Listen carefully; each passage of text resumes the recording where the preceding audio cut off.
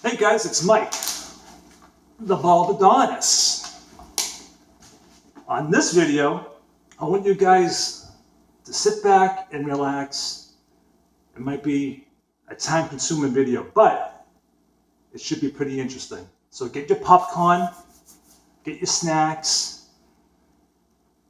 relax. Let's go back to 1988. Now, on one of my last videos when I told you that I was a junkie and I ran away from home, well, I was working at Sears at the time, and obviously I wasn't a druggie, I was a junkie for driving cars. I have a fetish with automobiles. Anything with wheels, I have a fetish for. So, after being chased out of Sears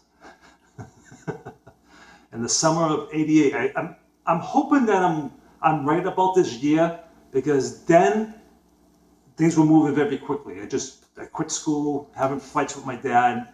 I was just misguided. So one day a friend of mine named Dennis goes, "Hey Mike, you want to come to work with me all summer at an all-girls summer camp? My sister works there, and we need some guys for kitchen help." I was like, "Yes, of course I do." That's a silly question. So, at the time, I had a 1970 Chevelle SS race car. Now, back then, it was very common for all us kids in the 80s having old hot rods for your daily driver. That's what we drove in the Boston area anyways. So that shit the bed on me. I had no money. So I was like, yeah, let's go to this camp. And it turned out to be in Wolfboro, New Hampshire. His sister was a counselor, a camp counselor. So it was called Camp Bernadette in Wolfboro, New Hampshire. So I'm still in my awkward years. I got my long blonde hair. I'm trying to be, looking like a heavy metal, or like Guns N' Roses. So Guns N' Roses was just coming out with Welcome to the Jungle. I think that came out like the previous year.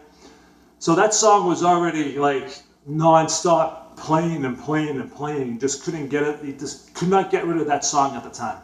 So that was the type of music that was playing in my life at that time. So me, Dennis's sister, and it was another woman that worked at the camp, drove us up there. And I remember going down. It was an hour and a half from Boston. So, no, was it? I think it was 2 hours. It was a ride. So, I remember finally going down the dirt road with all the big potholes. It's just because they're not filling them in. It's just, you're maneuvering on this road just to get to the camp. You're doing like 5 miles an hour. Finally pull up. I'm like, wow, look at this. See all the little huts. It was actually a Catholic camp. Camp Bernadette is an all-Catholic girls' camp, and they do have another camp for boys. I think it's called, I forget what it's called, but we're going to check it out. I'm going to show you pictures online, so you know exactly what I'm talking about. So we get there. There's 2 guys from Everett, grew up in Everett, me and Dennis. 2 guys from Connecticut, Quentin and Jamie, I believe. And there was 2 kids from New Hampshire. I forget his name. Tiny little dude, big glasses, very skinny, wavy, curly, blondish hair. He was homesick already, just on the first day. And I think there was, I'm not sure if there was someone else, but we were there to be working in the kitchen and preparing all the girls' foods, And so we had our cabin way to the side. You know, all the girls' camp was over here, and we were way over there. But it was very cool. I loved it. Get to hang out with all the girls. Now, these girls came from New Jersey, New York. They all had a little bit of money. So they come in with their charter buses. You know, you sit there and seeing these insane buses, like a football team would come in with. And the cook, the chef that was making, preparing all the food and stuff, his name was Lee. And he did not look like he belonged in this camp at all. Neither did I. But he was the Harley Davidson type of guy. Longish, straggly hair with a big beard, the tattoos, that deep voice from smoking. But wicked nice guy. He had a little tiny S10 pickup truck with his Harley on the back. And he was very cool to us. He was really cool. So being the kitchen boy, we just prepared all the food. That's what we did. Wash all the dishes, clean, take the trash out, do all that type of stuff. But we got to hang out with all the counselors. So that was very fun because we're the only boys in the camp. It's all these girls and just us guys. So if you want to go swimming, we had to pass a test. So everybody, all the counselors, the staff, all of us would have to get in the water, do our laps. We would have to pass all the tests just so we can go swimming. And we did. We passed the test. And shortly after that, that's when my friend Dennis jumped off the raft out there, landed on my nose, and broke my nose for the third time. And I talked about that in one of my previous videos. I broke my nose 4 times. So Dennis was number 3. Thanks, Dennis. So, in this camp, I finally started making a little bit of money. I forget what was exactly wrong with my car. Either it needed tires or a clutch. It needed something. So I'm going to show you what it looks like in a minute. I get my board here, so I'm trying to read some of the stuff. Now, this happened when I was 18. I'm 48 years old, so it's 30 years ago. 30 years ago. So the memories are still there. They're fading, but they're still there. And if you wanted to do your laundry, you had to go down into town, my car being what the girls ended up calling my car was the Chevelle from hell because it was so loud, obnoxious. It was all black, the engine sticking out. If you wanted to drive in my car, you had to get gas money. I didn't have gas money. You have to give me some gas money if you want to take the Chevelle out and about.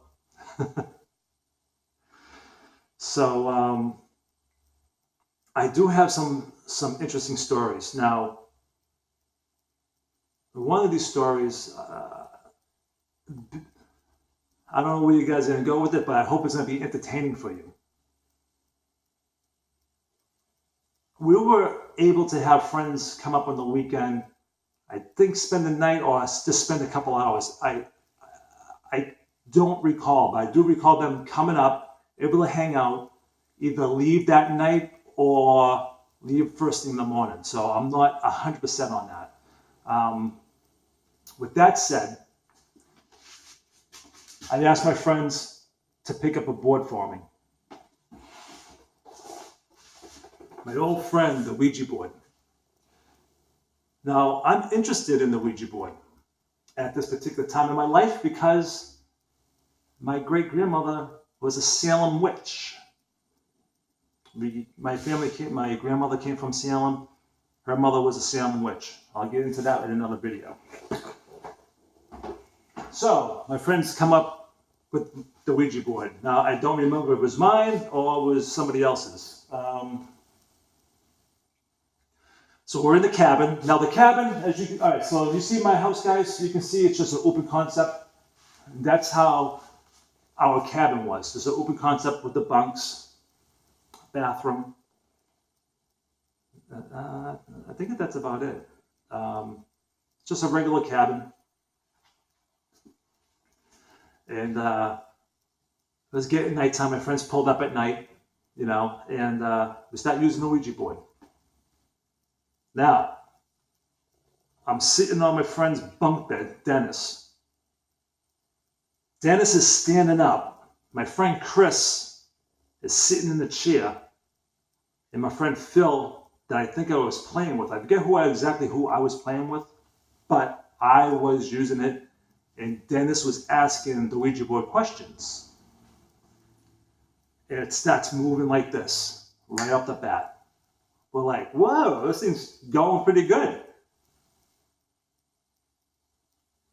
And all of a sudden, we supposedly, it's spelling this out, we get this guy that was from Dorchester, Mass, supposedly. He said he was a black guy, and my friend's asking him questions, and he's telling him the spirit, or whatever you want to call it, whatever was going on, was telling my friend he's going to die. So my friend's freaking out, telling him to go fuck himself. My friend's yelling at a board, telling him to go fuck himself over a board, okay? I don't know how that thing's working, but it's working and it's spelling things out. Now on Dennis's bunk bed, Dennis used to draw. He had like a little devil, a little 666, and the Ouija board is picking up. Well, it was telling me what was engraved in the wood. It was saying whatever. And at the time, I had a tattoo, my very first tattoo. I had a picture of a Grim Reaper right here on the back of my shoulder. It was spelling out tattoo. Tattoo. We were sitting there, me and Phil, playing the Ouija board, and it's saying tattoo, tattoo. I'm like, what the hell are you talking about? Grim Reaper. Grim Reaper. I'm like, what the fuck? I'm like, no. Did it say Grim Reaper? Yeah, I think it did. And it spelled out Grim Reaper. That's why I had it on my shoulder. Now, at this time, my friend Chris that's sitting in the chair. He's sitting just like this, watching all this go down. Do you people remember back in the day? They still might have, I'm not sure, the seashells necklaces that you could buy like at Hampton Beach. It was just like a little necklace with a bunch of seashells, I forget what it was called, but all of a sudden that just snapped as he's sitting there. It just snapped, broke in half. We all got up and ran out of that building. We were like shitting our pants, ran out down to the water. We get down to all right, let me talk about my Boston accent. We got to the water. And I'm going to show you pictures online of where we sat, but I'm going to tell the story. So there's a dock. You walk out a little bit, and it takes another turn. So it's just like a straight to the left. And so the reason why we were playing the Ouija board is because there's a rumor, or there was something going on where the people that actually owned this property before it was a campsite, a woman lost her husband in World War II. He was a fighter pilot. He crashed and died. And the woman had a child, a female daughter. Yeah, female, a daughter. She was playing in the water and seen her drown. She was not able to get her. Saw her drown. And from what the rumor was, the folklore is, or whatever it is, she hung herself because she lost her husband and her child. That is the story of what happened at that campsite. And supposedly, at night, I'm going to show you pictures of this building, that you can see her once in a while, see like a hanging noose. Okay? And where the hanging noose was, that's where she saw her daughter drown. Whether or not that building was there beforehand or not, I don't know. Like I said, it was just, a story. So that's why we brought the Ouija board up. So now we're on the dock. Now there's all kinds of little boats, so the little kids can go out and have fun in. But there was this old broken down rowboat. It was probably about 30 feet away. Okay, now I think it's Lake Winnipesaukee, and the section we're in, obviously the water, there is current underneath the water. So at nighttime or particular times, you'll see these little boats, like 6-foot boats, start twirling, one at a time.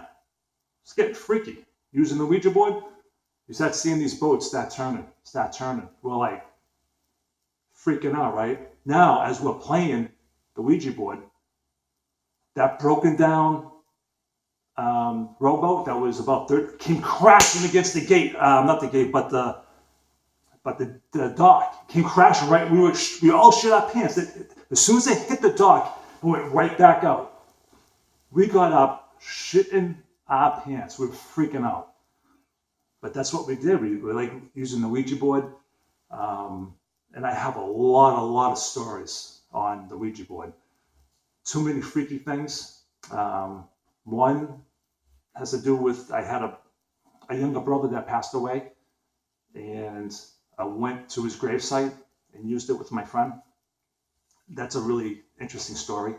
While I was in prison, there's good stories about that. The people that were eligible for parole were getting their hopes up. And they were like, yeah, I'm getting parole. I'm like, well, I got the Ouija board if you want to ask it any questions. People would come. The inmates would come to my room and we'll use the Ouija board to see if they're getting parole. Every single time, if that said yes or no, that was the answer. People were sure they were leaving. Denied. The Ouija board's kind of strange, It's one of those things. Just to look at it can make you sick to your stomach, right? Get nervous. Or you think, it's just a game. It doesn't mean nothing to you. But when you have some kind of experience in it, you kind of respect the board a little bit. This is my third Ouija board. The first one I had, it might have been the one from the camp. And at my parents' house, my dad would tell me, can you put that away? We had a sectional in our living room. And I put it on the corner of the sectional. And he asked me probably for 2 weeks, no lie. That's what it seemed like, 2 weeks. And I finally went to go down and get it, bring it back to my bedroom. It was gone. So I'm like, hey, Dad, did you throw the Ouija board away? Because I figured he would. He was like, no, I didn't. So I asked my mom. She said no. So either my dad's lying or my mom's lying, because I didn't get it. Ouija board was not there. The second Ouija board I got, and I'll say this in the upcoming videos, what I was doing at this particular place, but it was my own apartment down the street from my house. I had another Ouija board. Now this apartment, I didn't use that often. It was kind of like a hangout, okay? Okay. And I went back to go get it. Wasn't there. Gone. I'm like, where the hell did the Ouija board go? There's only me that lived there. So that was the second Ouija board. I had this Ouija board with me since the 90s. Probably 95, 96. It's been with me this whole time. I haven't used it since I've been out of prison, I don't think. But it's here.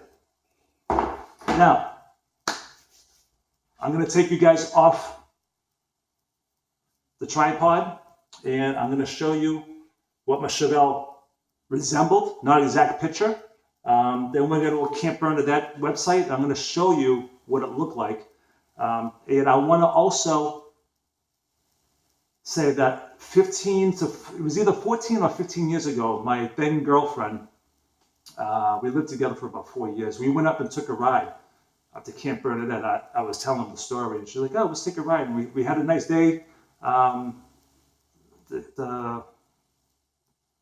don't know if the head council woman, she was very nice, very just a very nice person. She was like, "I think because of you, that's why we have no more boys at the camp." I'm like, okay. So yeah, let's get to the pictures. All right, guys. So 18 years old, I'm driving around with this particular car. It's a 1970 Chevelle SS. This one's not an SS. It might be. But I had what they call a roll bar in the back. My tires were huge, way out, but my motor was sticking out just like that. 18 years old, that's why I was driving around for an everyday car. I had a 4-speed gearbox, and the 4th gear was slipping, not slipping, that would be a clutch, but it would pop out of gear. So my 4th gear synchro would be popping out. So I would have to hold on to 4th gear just to have a decent highway drivability. Otherwise, I was 1st, 2nd, and 3rd only. 18-year-old kids, that's what happens. All right. Let's see. Let's go to Camp Bernadette. All right, guys. So let's pop up to this one. All right. This one, this is where I worked in the kitchen, right down here. Up here is where the counselors and the kitchen guys were able to hang out. That was their hangout room. Here is the window I was talking about seeing the woman hang herself, because right here in the little lagoon area is where the daughter supposedly died. All right. Now, where this picture's being taken, it must be from the dock, because there's nowhere else to stand out there besides the water. So let's take a peek at the water. Let's see. Now, you see this? That's the dock my friend jumped off and broke my nose. Thanks, Dennis. And this right here, this was where we used to do the laps so we can go swimming. We had to be doing all our laps. All right, hold on. Let me get some more pictures, guys.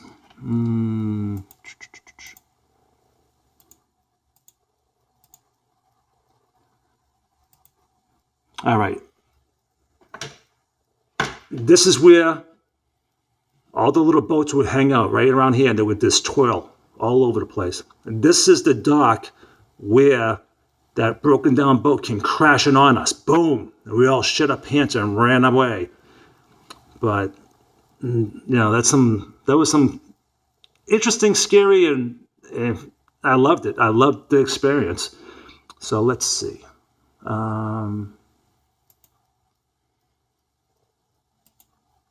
Yeah, that's where you broke my nose. Thank you. All right, so coming down on this is the road that came down where these chairs are. That's where the main office is. And this is where all the kiddies would hang out, all the young kids. Now, before I jump too far into something, so that's the main road. You could play horseshoes over here at the time. There was a basketball court on the left, and there was softball and whatever else you want to do, a field on the right-hand side. So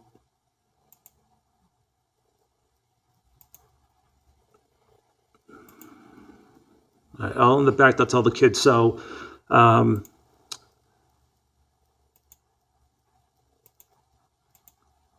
at the end of the year, okay, so there's a church.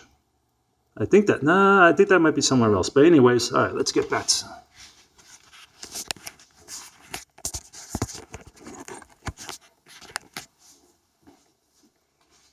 So anyways, as that summer was ending, we had a great time. We hang out with a bunch of girls.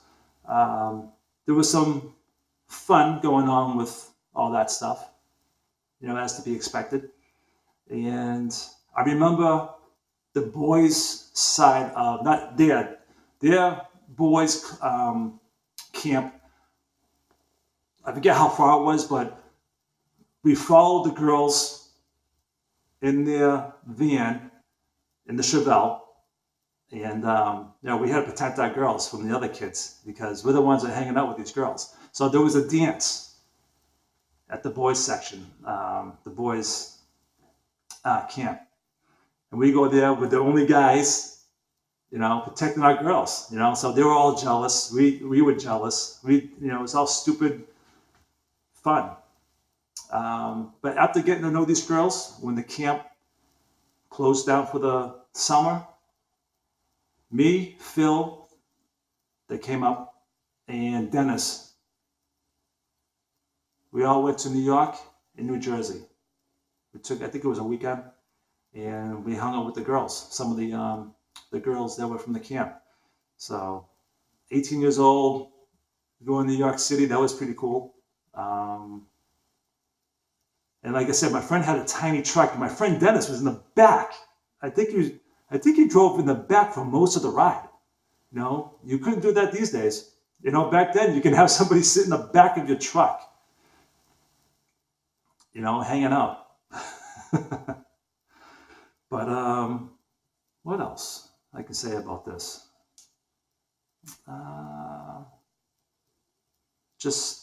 Okay. So as that camp was closing down for the winter, I was able to get a job by this camp company at Salem State to learn how to be a chef. I was going to be a cook and learn how to be a chef. And the company that actually I started to work for from Salem State, they just changed the name. So this is way back, guys, 88 into 89. Fuddruckers. Fuddruckers had something to do with my workplace.